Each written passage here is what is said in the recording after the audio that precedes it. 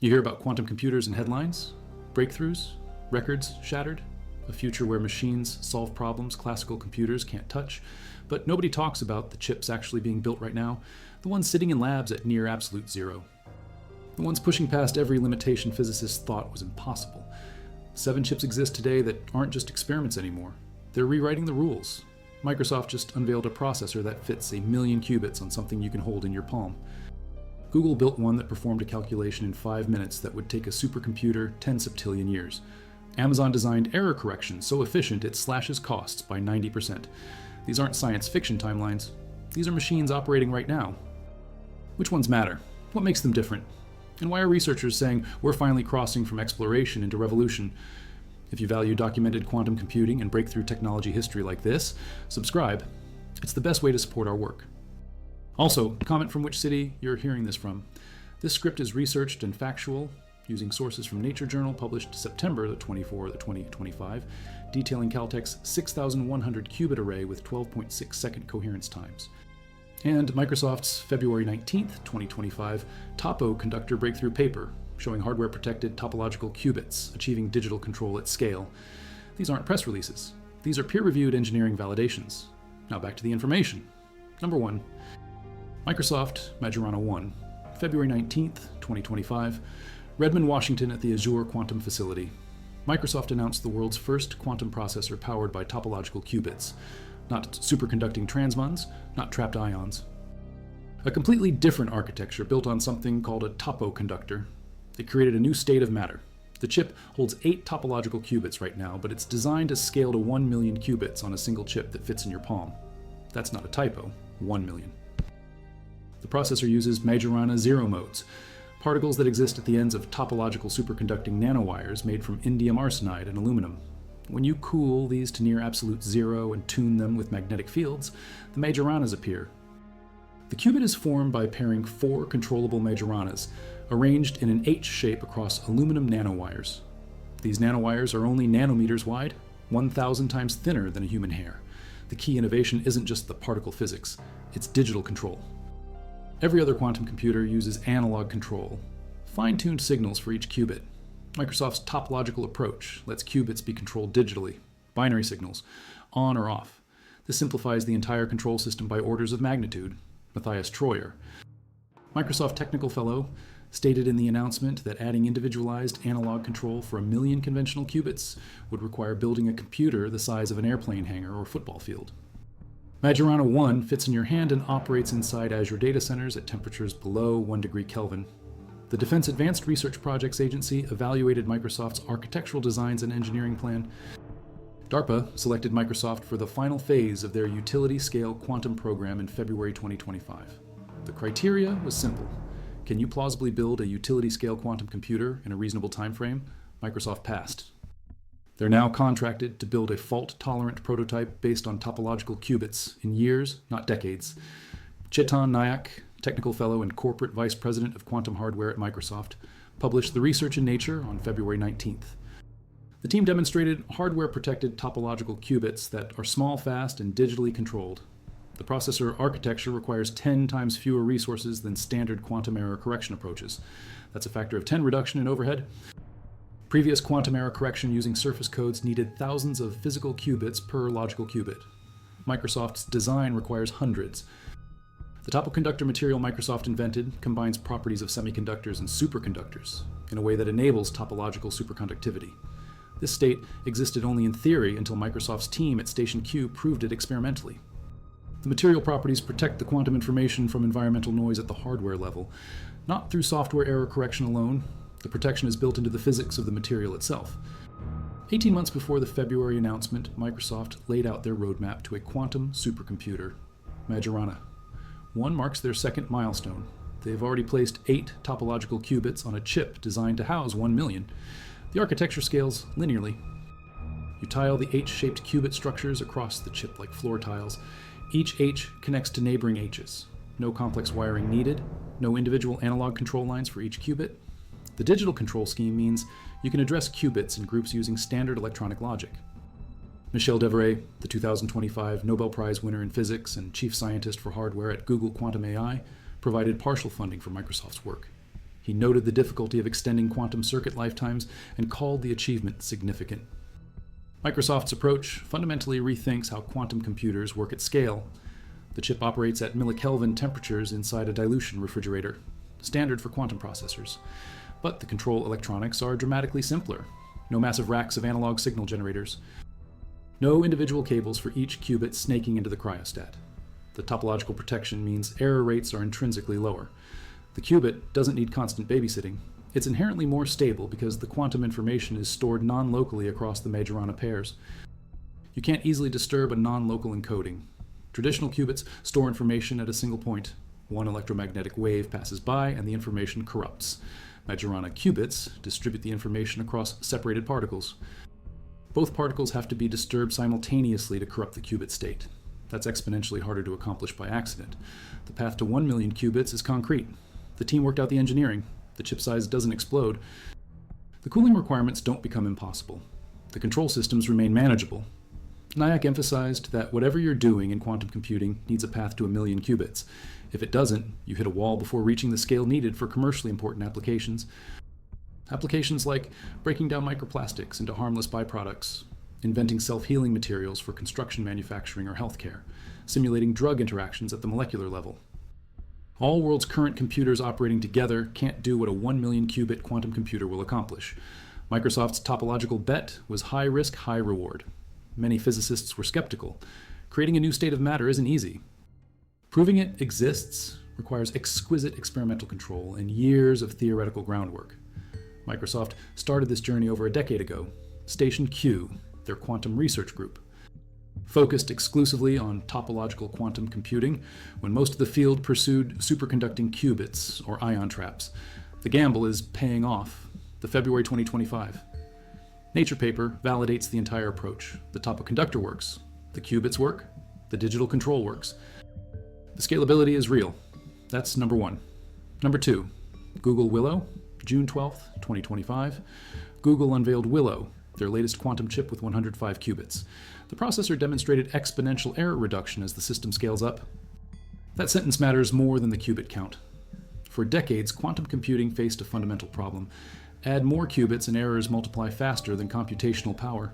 Every additional qubit introduced more opportunities for decoherence and gate errors. Researchers called it the coherence catastrophe. More qubits meant less reliability. Google broke that pattern. Willow reduces errors exponentially as it scales up. Published results show that moving from a 3x3 grid of qubits to a 5x5 grid to a 7x7 grid progressively cut the error rate in half at each step. This is the first time any quantum system demonstrated this behavior. The achievement validates decades of quantum error correction theory. It proves that with good enough physical qubits and clever enough error correction codes, you can build arbitrarily large quantum computers. The ceiling is gone. Willow performed random circuit sampling in under 5 minutes. The benchmark problem would take one of today's fastest supercomputers 10 septillion years. That's 10 with 24 zeros, 10,000 million years. The number exceeds known timescales in physics. It vastly exceeds the age of the universe, which is 13.8 billion years. Hartmut Neven, who founded Google Quantum AI in 2012, stated the result lends credence to the notion that quantum computation occurs in many parallel universes, consistent with David Deutsch's multiverse prediction. Whether or not you accept the multiverse interpretation, the computational power is undeniable. Willow operates below the quantum error correction threshold. This threshold is the critical point where error correction gains outpace error accumulation.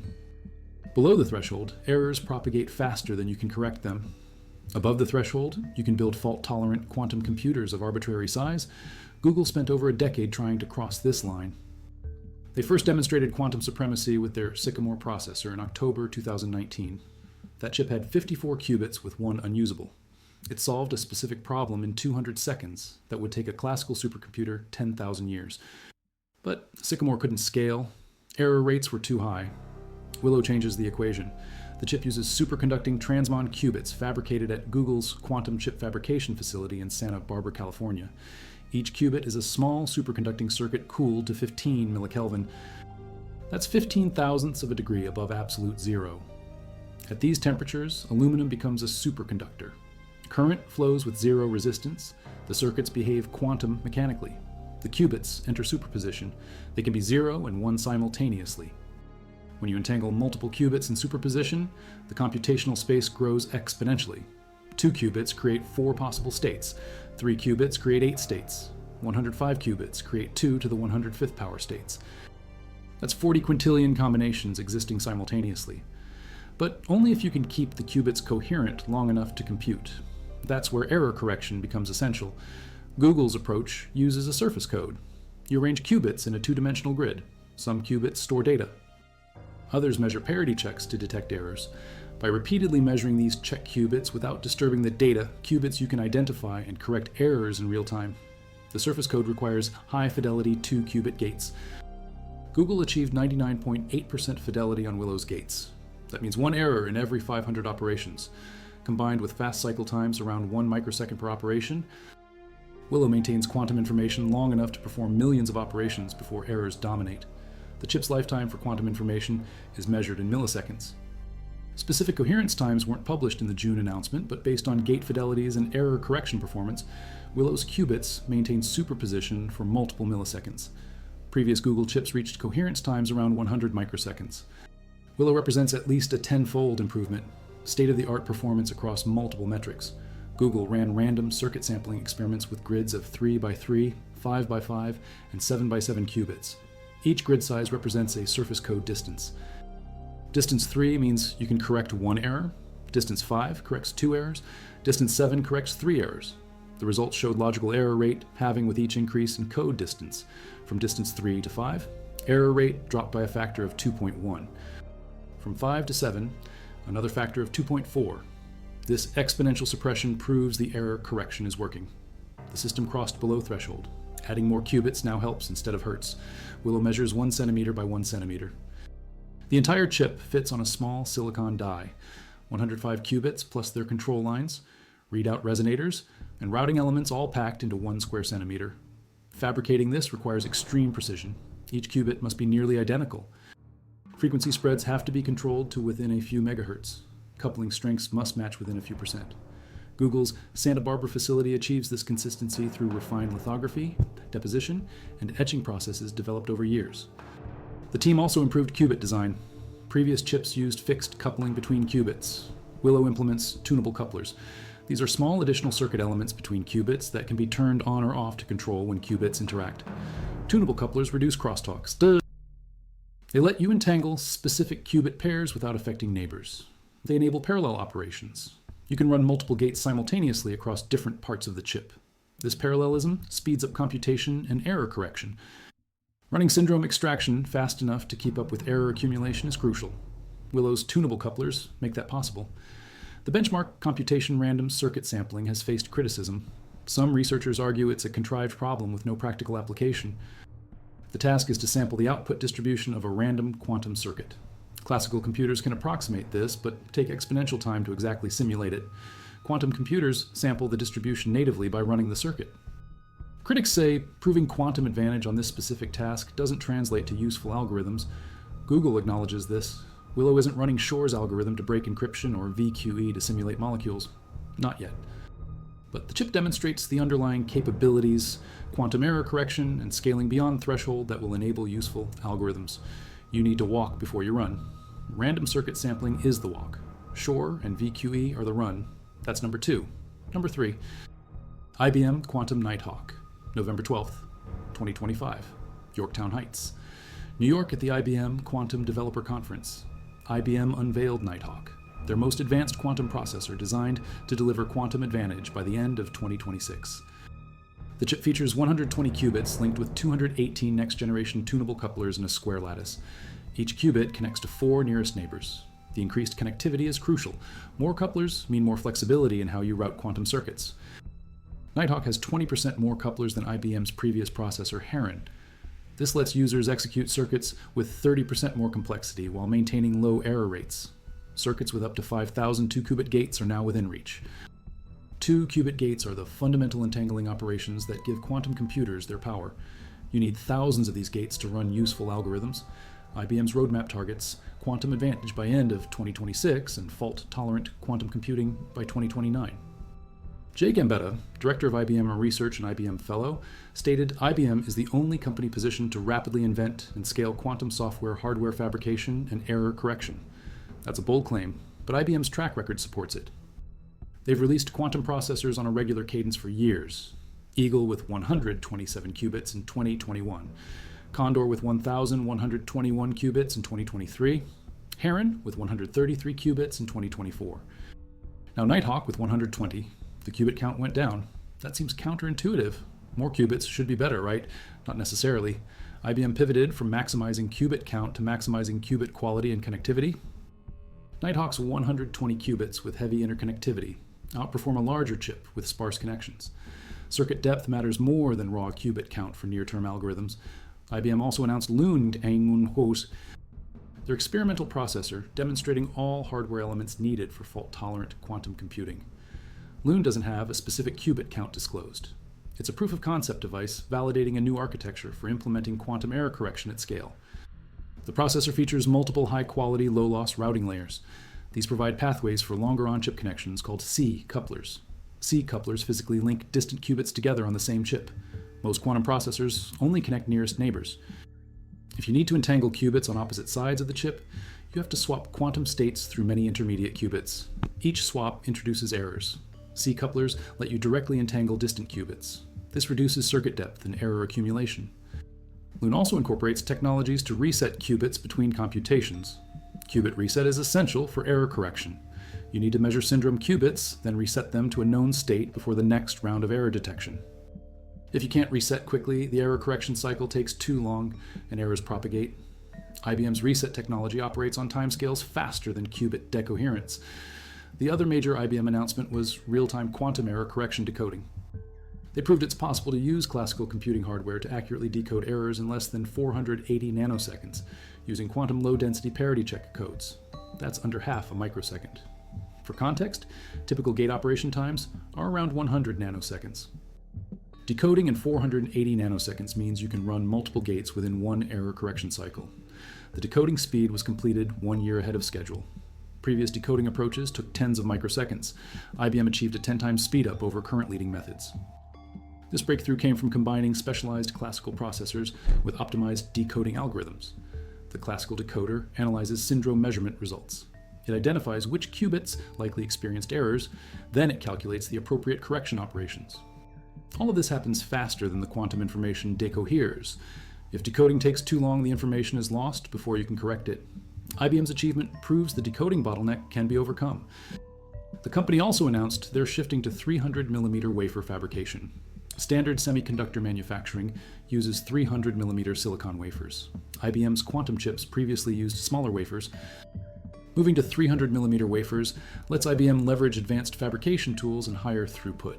They've already boosted the physical complexity of quantum chips by 10 times to support the fault-tolerant error correction roadmap.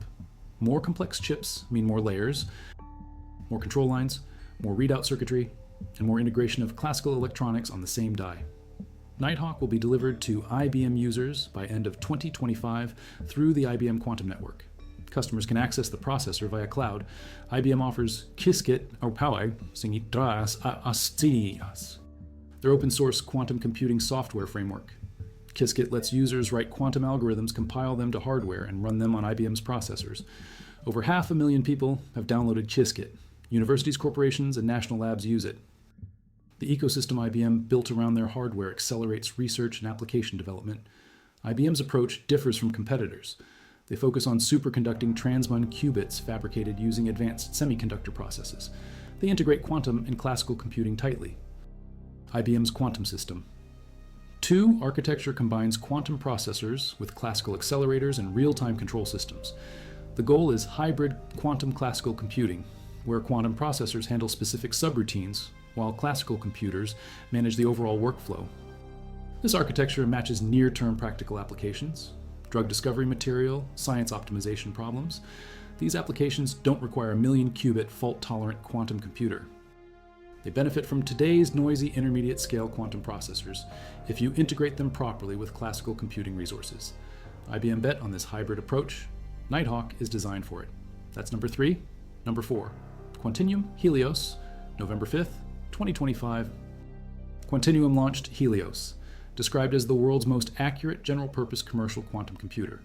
The processor holds 98 physical qubits and delivers 48 error-corrected logical qubits. That 2-to-1 ratio between physical and logical qubits is unprecedented. Most quantum error correction schemes need 10 to 100 physical qubits per logical qubit. Helios achieves 2-to-1. The secret is the hardware architecture. Helios uses trapped barium ions as qubits, specifically barium-137 ions. These are the first quantum computer qubits based on barium-137. Previous trapped ion systems used ytterbium or calcium. Barium offers advantages: higher gate fidelities, better coherence properties, easier laser integration for multi-zone setups. Each barium ion is a single atom suspended in an electromagnetic trap above a chip. The ion acts as a qubit. Its internal quantum state encodes 0 or 1. Lasers manipulate the ion state. Microwave fields move ions between trap zones. This is quantum charge-coupled device architecture. You physically transport ions like moving data on a classical chip. Helios features an ion junction. It's a traffic intersection for qubits. The junction lets ions route between different regions of the processor. Earlier, Quantinuum chips H1 and H2 use simpler linear trap designs. Helios introduces a rotatable ion storage ring connected by the junction to 2 quantum operation regions. Ions can move from storage into operation zones for computation, then return to storage. This architecture enables all-to-all connectivity. Any qubit can interact with any other qubit. Not just nearest neighbors. All-to-all connectivity reduces circuit depth and enables more efficient error correction codes. The junction design is the first commercial implementation of this engineering achievement. John Gabler, fellow and chief scientist at Quantinuum, stated he loved the junction idea when he first saw it sketched on a napkin for its simplicity and efficiency. Seeing it realized after years of team effort was incredible. Helios reported 99.921% fidelity for 2-qubit gates averaged across all qubit pairs. That's a 2-qubit gate error rate of 0.079%. Better than 7 errors in 10,000 operations. Single qubit gates achieve 99.9975% fidelity. State preparation and measurement reached 99.99% fidelity for the 48 logical qubits. These are the highest fidelities ever released to market for a commercial system. The quality enables better than break-even performance. The logical qubits have lower error rates than the physical qubits they're built from. Error correction is working. Adding redundancy improves reliability instead of harming it. This hasn't been consistently achieved in other platforms. Helios maintained quantum information in superposition for tens of microseconds in phase flip time while achieving bit flip times approaching 1 second.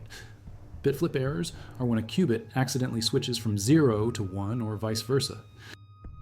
Phase flip errors are when the relative phase between superposition states changes. Different error correction codes protect against different error types. Helios's architecture intrinsically suppresses bit flip errors through the ion trap's stability.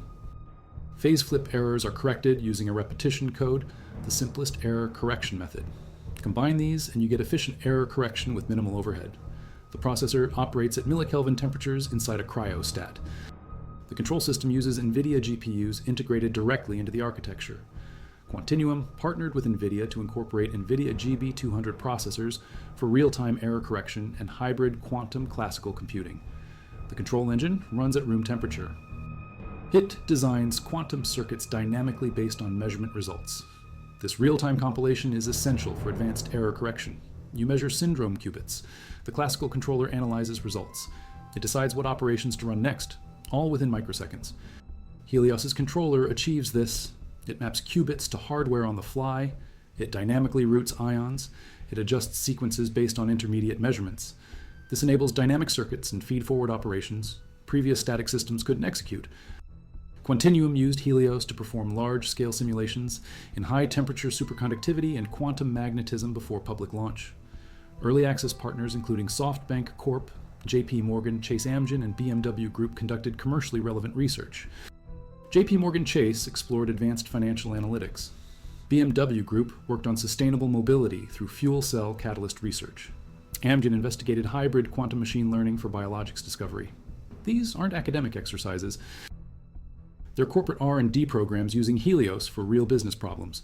The processor is available through Quantinuum's cloud service and on-premise offering. Customers can deploy Helios in their own facilities. On-premise deployment is unusual for quantum computers. Most companies offer cloud access only. Quantinuum provides both. Physical delivery of a quantum processor requires shipping a dilution refrigerator control racks, lasers, and optics. It's not trivial, but for organizations needing data sovereignty or ultra-low latency access, on-premise is the only option. Quantinuum secured $800 million in funding with a valuation of $10 billion. Fidelity Investments joined the latest funding round. The investment signals confidence in Quantinuum's approach and roadmap. The company aims to deliver utility-scale quantum computing by early 2030s. Their QCCD architecture scales, add more junctions, increase the trap size, integrate more operation zones. The fundamental hardware remains the same. Anthony Ransford, Helios lead architect, stated you would need to harvest every star in the universe to power a classical machine that could do the same calculations they performed with Helios. The claim refers to random circuit sampling experiments they ran. The quantum computation with Helios would require a classical supercomputer with power consumption equivalent to all visible stars, combined roughly 10 to the 48th watts. The number is illustrative of quantum advantage scale, not literal engineering. Helios demonstrated performance beyond the reach of classical simulation. Quantinuum published results in Nature on November 7, 2025, with 185 co-authors. The paper titled Helios, a 98-qubit trapped ion quantum computer, details the architecture performance and benchmarking. The archive preprint is publicly available. The level of documentation is comprehensive. That's number 4. Number 5. Amazon Ocelot. February 27, 2025, Amazon Web Services announced Ocelot Cares, their first quantum computing chip. The processor has 9 physical qubits. That's tiny compared to others on this list, but Ocelot's innovation isn't qubit count. It's error correction efficiency. The chip uses cat qubits, named after Schrödinger's cat thought experiment. A cat qubit exists in 2 quantum states simultaneously in a way that intrinsically suppresses certain error types, specifically bit flip errors. The cat qubit architecture reduces the resources required for quantum error correction by a factor of 5 to 10 compared to conventional approaches. AWS estimates that scaling Ocelot to a fully functional quantum computer capable of transformative societal impact would require 1/10 as many resources as standard methods. That's an order of magnitude reduction in overhead. Ocelot consists of 5 cat qubits for data storage, 5 buffer circuits for stabilizing the data qubits, 4 transmon qubits for detecting phase flip errors. The 14 components work together to form 1 logical qubit. The ratio is 14 physical qubits to 1 logical qubit. That's higher overhead than Helios, but much lower than typical surface code implementations, which need hundreds of physical qubits per logical qubit. The cat qubits rely on high-quality oscillators. An oscillator is a resonant circuit that generates a repetitive electrical signal. In Ocelot, the oscillators store quantum information as coherent microwave photons. The cat state is a superposition of different photon numbers in the oscillator. This encoding naturally protects against bit flip errors because flipping a bit requires simultaneously flipping many photons, which is exponentially unlikely. Ocelot's oscillators are made from superconducting tantalum thin films deposited on silicon chips. AWS material scientists developed specific tantalum processing techniques to boost oscillator performance. The result is bit flip times approaching 1 second. That's the time it takes for a bit flip error to occur.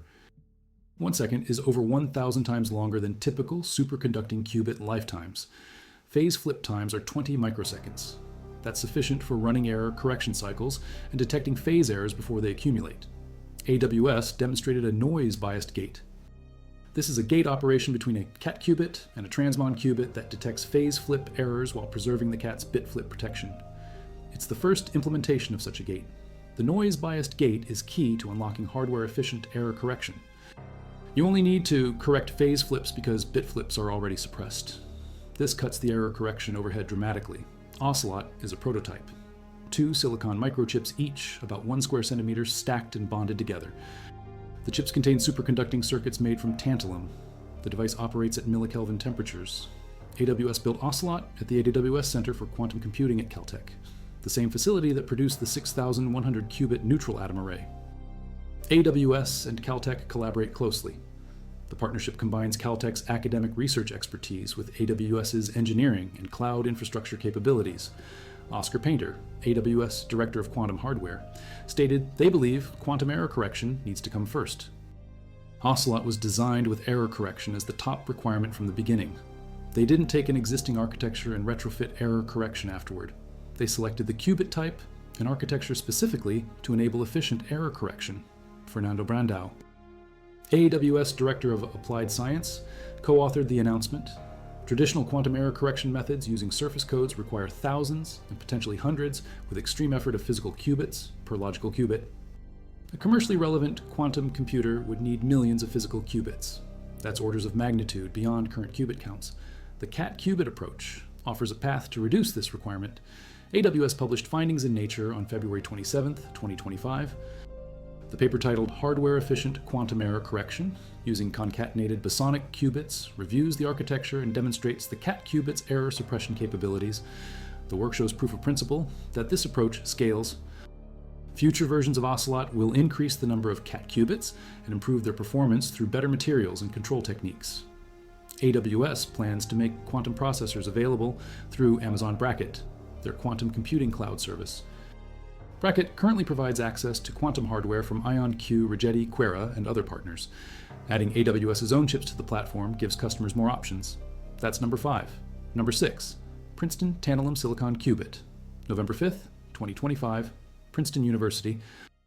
The engineering department announced a superconducting qubit that remains stable for 3 times longer than the best designs available. The qubit lasts over 1 millisecond. That's 3 times longer than the best ever reported in a lab setting and nearly 15 times longer than industry standard large-scale processors. The improvement comes from 2 material changes. First, they swapped niobium for tantalum as the superconducting metal. Tantalum has lower surface loss than niobium. Surface defects in oxide layers cause energy dissipation. Tantalum oxides are more stable than niobium oxides. This reduces loss and extends coherence time. Second, they replaced the standard sapphire substrate with high-purity silicon. Silicon is the foundation of the computing industry. Growing tantalum directly on silicon required solving technical problems related to material interactions. The team succeeded. The tantalum-silicon combination achieved coherence times over 1 millisecond. Andrew Huck. The Anthony H. P. Lee, 79, P11P14, professor of electrical and computer engineering at Princeton, explained that quantum computer capability depends on 2 factors: total qubit count and how many operations each qubit can complete before errors accumulate. Improving individual qubit lifetime strengthens both factors. Longer coherence time directly supports scaling and more reliable error correction. Nathalie de Leon, co-director of Princeton's Quantum Initiative and co-principal investigator on the project, said their tantalum silicon design outperforms existing approaches and is simpler to manufacture at scale. The research was published in Nature on November 5, 2025. Co-lead authors are postdoctoral researcher Farhanak Bahrami and graduate student Matthew P. Bland. The work was primarily funded by the UONS, Department of Energy, National Quantum Information Science Research Centers, and the Co-Design Center for Quantum Advantage. Huck directed C2QA from 2021 to 2025. He now serves as Chief Scientist. Michel Devore, Chief Scientist for Hardware at Google Quantum AI and recipient of the 2025 Nobel Prize in Physics, said, extending the lifetimes of quantum computing circuits had become a graveyard of attempted solutions. He described the challenge as notoriously difficult. He credited de Leon for having the guts to pursue the tantalum-silicon strategy and make it work. Google partially funded the research. The Princeton chip is a transmon qubit. Transmons are the workhorse of superconducting quantum computing. Google, IBM, and many others use them. But transmon coherence times have been hard to extend. Recent work from Google showed the major limitation in their latest processors comes down to qubit material quality. Surface defects, substrate losses, and control line noise all contribute. Princeton's team tackled these issues systematically. The tantalum film is deposited using molecular beam epitaxy. This technique builds the film atom by atom with extreme precision. The result is a crystalline tantalum layer with minimal defects. The silicon substrate is isotopically purified. Silicon-28, natural silicon contains 3 isotopes. Silicon-28 is 92% abundant. Silicon-29 is 5%. Silicon-30 is 3%. Silicon-29 has a nuclear spin. Nuclear spins create magnetic noise that causes qubit decoherence. Isotopically enriched silicon-28 has no nuclear spin. It's magnetically quiet. Using silicon-28 reduces one major decoherence source. The Princeton qubit demonstrated coherence time T1 over 1 millisecond and T2 approaching 1 millisecond. T1 is energy relaxation time. T2 is dephasing time. Both need to be long for high-fidelity operations. The team built a fully functioning quantum chip to validate performance. They tested multiple qubits on the same chip. All showed consistent improvement. And this wasn't a single hero device. The results are reproducible. The implications are significant. Swapping Princeton's tantalum silicon qubit into Google's best chip would increase performance by a factor of more than 1,000. That's not speculation. That's Huck's estimate based on how coherence time affects error correction overhead. If Google's Willow used Princeton qubits instead of their current transmons, the effective computational power would jump by 3 orders of magnitude. Google is paying attention. Deverett's involvement signals serious interest.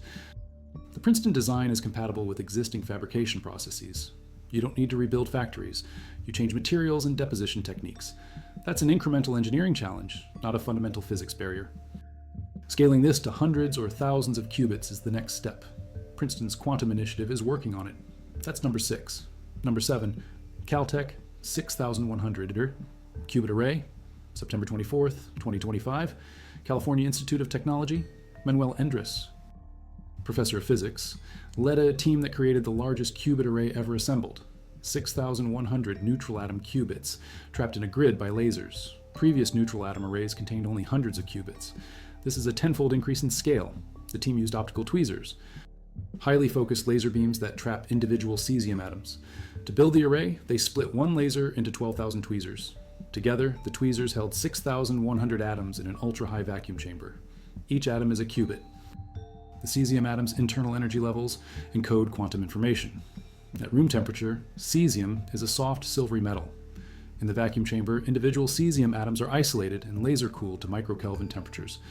Then the optical tweezers grab them and hold them in precise positions. On the screen, the researchers can see each qubit as a pinpoint of light, 6,100 points of light in a grid. It's a striking image of quantum hardware at large scale. Hannah Manetch, Yohei Nomura, and Elie Bataille, 3 Caltech graduate students, led the study. Manetch described the challenge of moving atoms while maintaining superposition as balancing a glass of water while running. Trying to keep the atom stable is like not letting the glass tip over. Trying to keep the atom in superposition is like not running so fast that water splashes. The team maintained superposition for about 13 seconds, nearly 10 times longer than previous neutral atom arrays. They manipulated individual qubits with 99.98% accuracy. These numbers matter. Coherence time of 13 seconds means you can perform millions of operations before decoherence. At 99.98% accuracy, you make 2 errors per 10,000 operations. That's well into the regime needed for quantum error correction. The atoms can be rearranged during computation. The optical tweezers are movable. You can pick up an atom transport at hundreds of micrometers and place it in a new location, all while keeping it in superposition. This reconfigurability is unique to neutral atom systems. Superconducting qubits are fixed in place on a chip. Ion traps move ions, but only along predefined paths. Neutral atoms offer full 2-dimensional rearrangement. You can reconfigure the connectivity graph of your quantum computer on the fly. This enables more efficient error correction. You can bring qubits together to perform gates, then separate them to reduce crosstalk. The Caltech array uses cesium-133 atoms. Each atom has a hyperfine structure in its ground state. 2 energy levels separated by about 9 gigahertz. These levels are the qubit states. Microwave or laser pulses drive transitions between levels. The hyperfine qubit is robust against magnetic field noise. It's a clock transition. First-order magnetic field shifts cancel out. This gives long coherence times. The vacuum chamber operates at room temperature. The cesium atoms are trapped in ultra-high vacuum around 10 to the negative 11 torr. At this pressure, collisions with background gas molecules are extremely rare. The trap lifetime for a single atom is 23 minutes. That's how long an atom stays trapped before a collision knocks it out. With 6,100 atoms, some are lost over time, but the majority remain trapped long enough for computation. The array is not fully error-corrected yet. The qubits are not entangled across the full system. The team demonstrated individual qubit control superposition and transport. The next step is entanglement. Neutral atoms can be entangled by exciting them to Rydberg states. A Rydberg atom has 1 electron in a very high energy level. The electron orbits far from the nucleus. Rydberg atoms are huge compared to ground state atoms. When 2 Rydberg atoms get close, they interact strongly. This interaction creates entanglement. You can use Rydberg blockade to perform 2-qubit gates. Caltech plans to implement this. Once entanglement is demonstrated across the 6,100 atom array, the system will be capable of full quantum computation. Endres stated, "This is an exciting moment for neutral atom quantum computing. They can now see a pathway to large error-corrected quantum computers. The building blocks are in place. The research was funded by the Gordon and Betty Moore Foundation, the National Science Foundation, the U.S. Department of Energy, and DARPA. AWS also provided support through the AWS Quantum Postdoctoral Fellowship. The work was published in Nature on September the 24th, 2025. The paper, titled "A Tweezer Array with 6,100 Highly Coherent Atomic Qubits," documents the achievement. Battile noted the next big milestone for the field is implementing quantum error correction at the scale of thousands of physical qubits. This work shows neutral atoms are a strong candidate. The array could be divided into zones. Each zone encodes a logical qubit using error correction. Multiple logical qubits operate in parallel. Atoms shuttle between zones as needed. It's a modular architecture similar to how classical processors have multiple cores. Caltech demonstrated all the ingredients: scaling, coherence, accuracy, reconfigurability. Putting it together into a functioning error-corrected quantum computer is the next phase. The 6,100 qubit count is symbolic. It shows neutral atom platforms can reach scales previously thought impossible. Google's Willow has 105 qubits. IBM's Nighthawk has 120. Quantinuum's Helios has 98. Caltech jumped to 6,100. Different architectures serve different purposes. Superconducting and ion trap systems optimize for gate fidelity and connectivity. Neutral atom systems optimize for qubit count and reconfigurability. As the field matures, all approaches will converge toward large-scale error-corrected machines. Caltech's array proves neutral atoms belong in that conversation. That's number 7. These 7 chips aren't the future. They're the present. Microsoft's topological qubits operating with digital control in Azure data centers. Google's Willow crossing below the error correction threshold. IBM's Nighthawk with 218 tunable couplers, ready for 2026 quantum advantage. Quantinuum's Helios, delivering better than break-even logical qubits to corporate customers.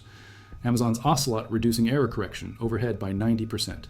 Princeton's tantalum silicon qubits, lasting 15 times longer than industry standard.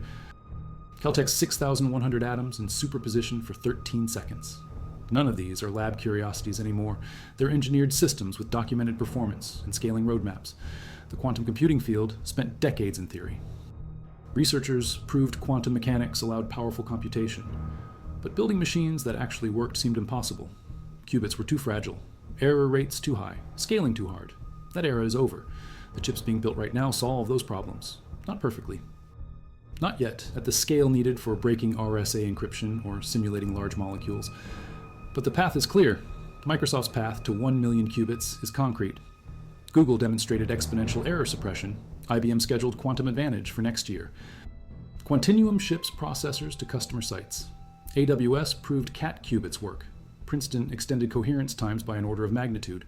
Caltech showed neutral atoms, scaled to thousands. Every major technical barrier that blocked practical quantum computing 5 years ago has been addressed by at least one of these chips. The remaining challenges are engineering, making more qubits, improving materials, refining control systems, integrating classical processors. These are hard problems, but they're solvable problems, not physics mysteries. The difference matters. In 2019, Google demonstrated quantum supremacy with Sycamore. Critics argued the achievement was narrow, a contrived benchmark with no practical use. They were right. Sycamore couldn't do anything useful. It could solve one specific problem faster than classical computers. That's it. The chips announced in 2025 are different. Microsoft's Majorana. One has DARPA contracts for utility-scale quantum computing. Google's Willow proved error correction scales. IBM targets commercial quantum advantage within a year. Quantinuum runs corporate research programs on Helios. These aren't benchmarks. They're steps toward practical machines. Amazon's Ocelot focuses entirely on error correction efficiency. The only goal is reducing overhead to make large-scale quantum computing affordable. Princeton's work improves the fundamental qubit quality that every other advance depends on. Caltech's array demonstrates an architecture that could hit millions of qubits. Each chip addresses a different piece of the puzzle. Together they show the puzzle is solvable. Quantum computing isn't coming in 50 years. It's arriving now, not in a single revolutionary moment, in stages. First, you prove quantum mechanics works in controlled systems. Done in the 1990s and 2000s, then you build qubits that last long enough to measure. Done by 2010, then you demonstrate quantum supremacy. Done 2019, then you show error correction scales. Done 2025, then you deliver quantum advantage on useful problems. Scheduled 2026, then you build fault-tolerant systems. Planned 2029 to 2033. Then you scale to millions of qubits. Roadmapped for the 2030s. Every step is happening. The 7 chips in this script represent different strategies for the same goal. Build a quantum computer that can do something classical. Computers cannot, something society actually needs.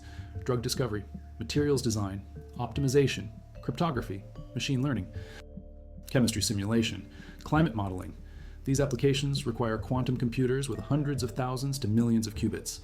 None of the 7 chips hit that scale yet, but they show how to get there, and they prove the physics works. A late fact reframes everything.